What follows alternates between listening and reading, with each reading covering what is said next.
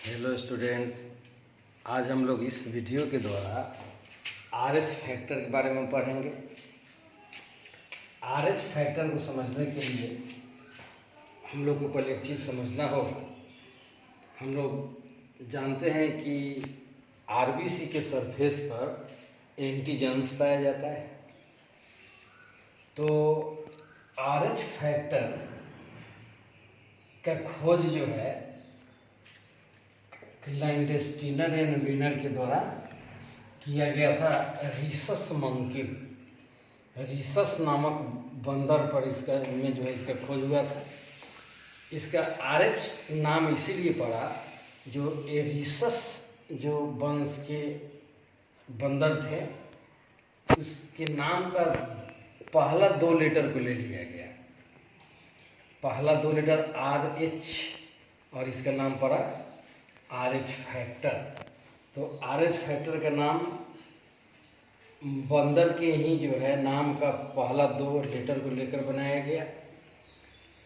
ये आरएच जो है इस रीसस मंकी में कार्ल लैंडस्टीनर ने एक विशेष प्रकार का एक एंटीजन खोजा। ये आरएच क्या है? एंटीजन है। यह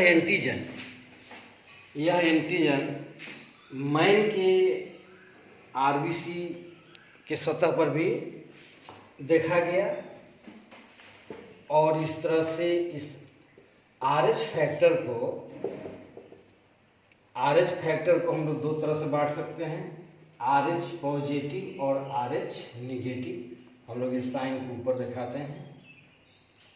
तो आरएच पॉजिटिव का मतलब हुआ कि जिसमें ये आरएच एंटीजन पाया जाएगा और जिसमें आरएच एंटीजन नहीं पाया जाएगा उसको हम लोग आरएच निगेटिव कहेंगे।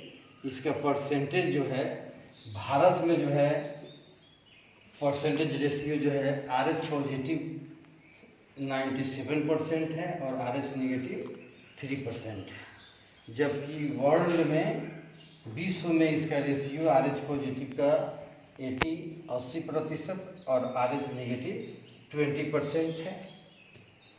इसके लिए हम लोग थोड़ा सा इस बात को समझते हैं। कहता है कि इफ आरएच पॉजिटिव ब्लड, अगर आरएच पॉजिटिव ब्लड को ट्रांसफ्यूज चढ़ाया जाता है आरएच निगेटिव ब्लड में, तो क्या होगा? अगर आरएच पॉजिटिव ब्लड को आरएच निगेटिव ब्लड में चढ़ाया जाएगा तो क्या होगा? इस कंडीशन को समझ लेने के बाद आरएच फैक्टर का जो है मूल बात एकदम समझ में चला आता है। तो हम लोग क्या कर रहे हैं, यहाँ पर आरएच पॉजिटिव ब्लड को आरएच निगेटिव ब्लड में चढ़ा रहे हैं।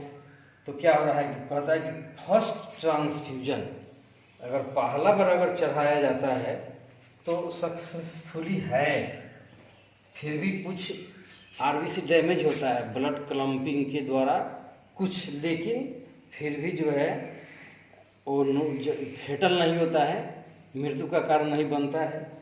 लेकिन अगर दूसरा बार अगर नेक्स्ट ट्रांसफ्यूजन किया जाए तो लीड्स टू क्लम्पिंग माने रक्त का थक्का बनना। पहला बार तो आरएच पॉजिटिव का ब्लड अगर आरएच निगेटिव में चढ़ाया गया तो सक्सेसफुल हो गया, लेकिन उसी आरएच निगेटिव ब्लड में अगर फिर आरएच पॉजिटिव ब्लड चढ़ाया जाए तो नेक्स्ट टाइम में जो है उसके ब्लड का क्या हो जाएगा? क्लम्पिंग हो जाएगा, उसके रक्त का थक्का बन जाएगा और वो फेटल हो जाएगा, उस आदमी की मृत्यु हो जाएगी। इसका कारण क्या है कि पहला बार में जब हम आरएच पॉजिटिव का ब्लड चढ़ाते हैं आरएच निगेटिव में, तो आरएच निगेटिव के अंदर इस एंटीजन का एंटीबॉडी बनता है। इस एंटीजन के कारण आरएच निगेटिव वाले ब्लड में एंटीबॉडी बनता है। जब फिर दूसरा बार हम लोग ब्लड चढ़ाते हैं तो पहले से कुछ एंटीबॉडी बना रहता है और फिर दूसरा बार बनता है। तो अब एंटीबॉडी की मात्रा इतना ज़्यादा हो जाता है कि वो सारे एंटीजन को नष्ट कर देते हैं और उसके ब्लड जो है एंटीजन चूँकि आरबीसी पर होता है इसीलिए एंटीजन समाप्त होंगे, आरबीसी भी क्या हो जाएंगे, टूट जाएंगे और वो आदमी की मृत्यु हो जाएगी। इस वो जो निगेटिव होगा वही यूनिवर्सल डोनर होगा और ये भी पॉजिटिव होगा वो यूनिवर्सल रिसेप्टर होगा। इसी कॉन्सेप्ट के है। इसी कॉन्सेप्ट के आधार पर एक दूसरा केस है जो क्वेश्चन पूछा जाता है कि if mother is RH negative and father is RH positive तो क्या होगा। तो हम लोग को जानना चाहिए कि अगर मदर जो है RH नेगेटिव है और फादर RH पॉजिटिव है तो उसका बच्चा जो है RH पॉजिटिव ही होगा, उसका संतान ऑफस्प्रिंग RH पॉजिटिव होगा निश्चित। इसका कारण क्या है कि RH जो फैक्टर है उसके लिए जो है डोमिनेंट जीन होता है। RH फैक्टर का जीन डोमिनेंट होता है, प्रभावी होता है। अगर एक भी जीन अगर प्रेजेंट होता है तो बच्चा जो है पॉजिटिव ही होगा। इसी सिद्धांत के आधार पर अगर माता RH नेगेटिव है और पिता RH पॉजिटिव है तो उसका संतान निश्चित क्या होगा, RH पॉजिटिव होगा। अगर माता भी RH पॉजिटिव अगर हो, अगर पिता जो है RH नेगेटिव हो तो भी रिजल्ट यही होगा, क्योंकि इसके जीन जो है प्रभावी होते हैं, एंटी जो है डोमिनेंट होते हैं। तो इस सिद्धांत पर जो है तो कहता है कि अगर माता RH नेगेटिव है और पिता RH पॉजिटिव है तो संतान भी क्या होगा, RH पॉजिटिव होगा। तो उस केस में तो पहला जो प्रेगनेंसी है वो सक्सेसफुली हो जाएगा इस सिद्धांत के आधार पर। लेकिन दूसरा का चाहे अगला जो प्रेगनेंसी होगा वो leads to death of foetus. Foetus का मतलब होता है गर्भ शिशु। और इस स्थिति को हम लोग एरिथ्रोब्लास्टोसिस फिटुलाइसिस बोलते हैं।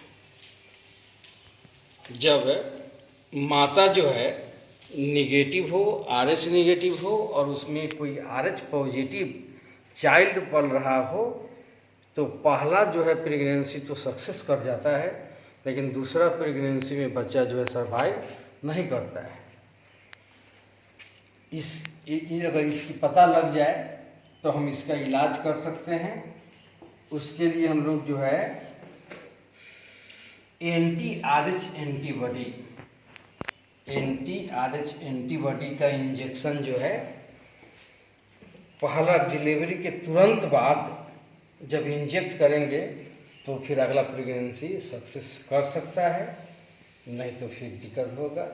इस तरह से RH पॉजिटिव के बारे में इतना है। फिर हम लोग अगले वीडियो में मिलते हैं।